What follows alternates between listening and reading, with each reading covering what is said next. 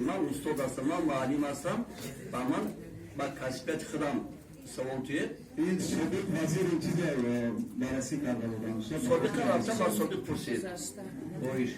این خیلی تو نکنیم. سوال پویش. جناب استاد همون خرید فروشی که در مکتب میشه همینا هم قطع میکنید ولی شو.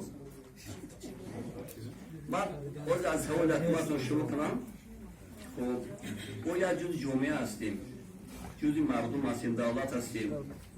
ما اون جشن‌های ملی که هستن، اون مراکز مهم سیاسی که هستن، همچنین شهروند، تمام شما وظیفه‌دار هستید.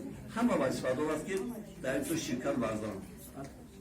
و من فکر میکنم این چرابینی که ما میکنیم، اون موضوعی که من شناخته شدم، همه از دست بیرون است. کوشش میکنیم که بر روند درس خلل نرسوند، با ثبت صفات تعلیم خلل نرسوند. اینکه من به شما یک دیگر میگم که مثلا هر سال سه ماه پخته میچیندم. سه ماه پخته میچینم، امروز اکادمیک هم هستم، پروفسور هم هستم. هم پخته چینی هم برای من یک مکتب بود، مکتب زندگی بود، مکتب دوستی و رفاقت بود. اون میل محبتی که ما در دوره پخته چینی با همکورسامون پیدا کرده هستیم. شاید یگان جمع آمد، یگان مردم متحد نکنند.